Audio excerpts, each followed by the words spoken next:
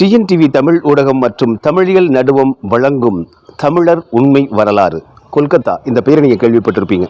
இந்தியாவினுடைய மேற்கு வங்க மாநிலத்தில் இருக்கக்கூடிய ஒரு நகரத்தினுடைய பெயர். இந்த கொல்கத்தா என்கிற பெயர் சொல் இது ஒரு தமிழ் சொல் அப்படின்னு சொன்னால் உங்களுக்கு வியப்பாக இருக்கும். பல பேர் ஒரு ஆச்சரியமாக வியப்பாக பார்ப்பாங்க. சில பேர் பார்த்திங்கன்னா ஏளனமாகவும் கேலியாகவும் பேசுவாங்க. ஏனென்றால் தமிழர் வரலாறு, தமிழருடைய பெருமை அப்படின்னாலே அதை ஏளனமாக பார்க்கக்கூடிய ஒரு உளவியல் மனநோயை இங்கே திராவிட இயக்கங்கள் உருவாக்கி வச்சுருக்காங்க. கொல்கத்தா என்கிற பெயர் தமிழ் சொல் அப்படின்னு சொல்கிறீங்களே, அதற்கு என்ன பொருள் அப்படின்னு கேட்கலாம்.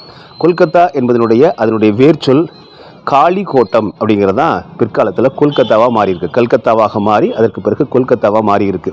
அங்கே ஒரு காளி கோவில் இருக்குது. அந்த காளி என்பதும் ஒரு தூய தமிழ் சொல் தான். அது வடமொழி சொல் அல்ல. காளி என்பது தமிழர்களுடைய பாலை நில தெய்வம். நீங்கள் குறிஞ்சி, முல்லை, மருதம், நெய்தல், பாலைன்னு இருக்கு இல்லைங்களா? இதில் பாலை நில தெய்வம் பார்த்திங்கன்னா அது காளி. அந்த காளி கோவில் கொல்கத்தாவுக்கு எப்படி போச்சு அப்படின்னு அடுத்த கேள்வி உங்களுக்கு கேட்கலாம்.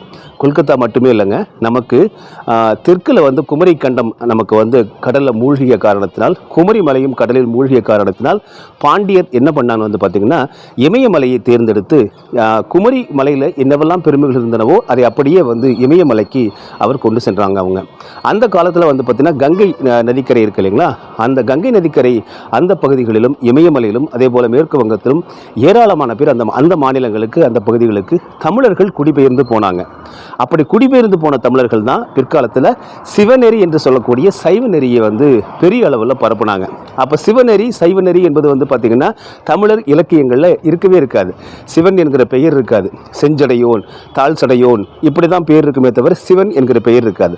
அப்போ இந்த சிவநெறி எதிலிருந்து வந்தது அப்படின்னு பார்த்திங்கன்னா குறிஞ்சி நில தெய்வமான சேயோன் என்று சொல்லக்கூடிய சேயோன் வழிபாட்டினுடைய ஒரு திரிபு தான் இந்த சிவநெறி, சைவம் என்று பிற்காலத்தில் மாறியது.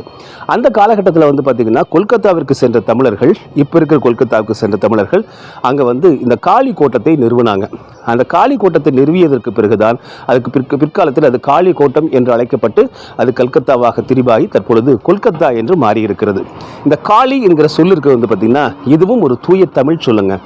இது எங்கிருந்து வந்தது? இப்போ நீங்கள் கேட்ட காளிங்கிற விளக்கம் வட மாநிலத்தவர்கள் அது காலா என்கிற கருப்பு என்கிற ஹிந்தி சொல்லிலிருந்து வந்ததும்பாங்க. அது பொய், அது தவறான ஒரு பிழையான தகவல்.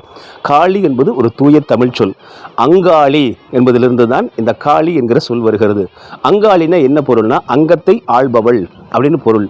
ஆக அங்காளி என்று சொல்லக்கூடிய அங்கத்தை ஆளக்கூடிய அந்த காளிக்கு, நம்முடைய பாலைநில தெய்வமான காளிக்கு இப்போதைய கொல்கத்தாவில் அவர்கள் கோவில் கட்டி அவர்கள் வழிபட்டதனுடைய அடிப்படையில் அது காளி கோட்டம் என்று அழைக்கப்பட்டு பிறகு கொல்கத்தாவாக மாறியிருக்கிறது.